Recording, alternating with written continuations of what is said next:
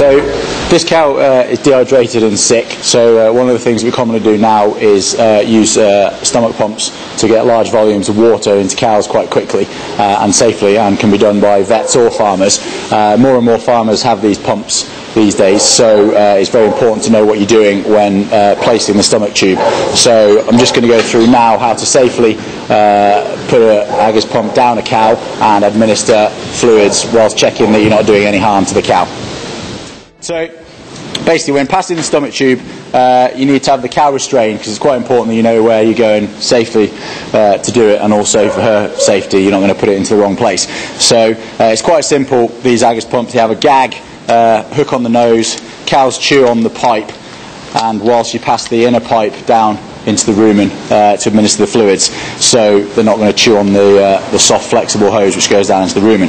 So as I said, it's important to grab hold of, restrain the cow. You may need two people, certainly one person in a crush. So if you nose the cow and then pass the mouthpiece into the cow and then hook it onto the nose. Now for cows, when they're chewing away, you're pretty safe that you know that they're going to be able to swallow, but for down recumbent cows, it's probably worth having your vet do this to make sure that the tube goes into the right place.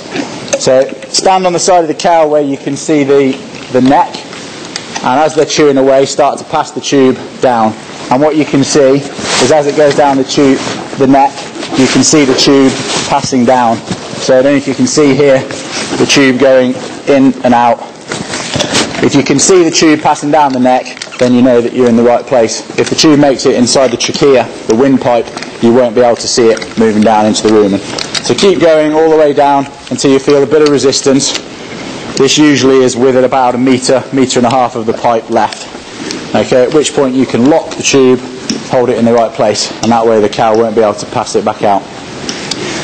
I've detached it from the pump just so that you can also check now that it's in the right place. If it was in the lungs, you would feel air against your face. You can also blow on it, and you should feel a bit of resistance, and the cow doesn't cough when blowing on the tube. So when you're satisfied that it's in the right place, attach the pump back to the tube.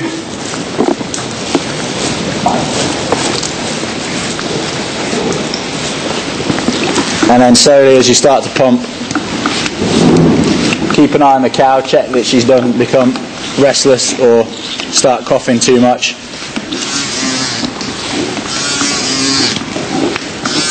And pump gently, one or two pumps. She's not coughed, and she seems fairly comfortable, chewing on the tube still. So I'm fairly happy that we're in the right place.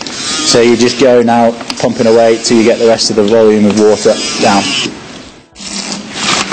So it's important to get all the way to the bottom of your bucket and a few extra squirts so that you're pumping all of the residual water down into the rumen, because when you come to take the pump out, you don't want any water left in the tube that's going to end up in the lungs, which could cause a bit of a problem afterwards. So remove the tube all the way out and then take it off.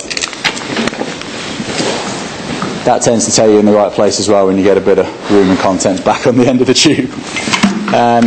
In terms of volume, most cows I tend to put 50 to 60 litres in at once. Most cows can handle this, but gauge it on how small the cow is and how empty they are and how dehydrated. But generally, 2 good buckets this size would be plenty for a dehydrated cow, and not going to do any harm at all.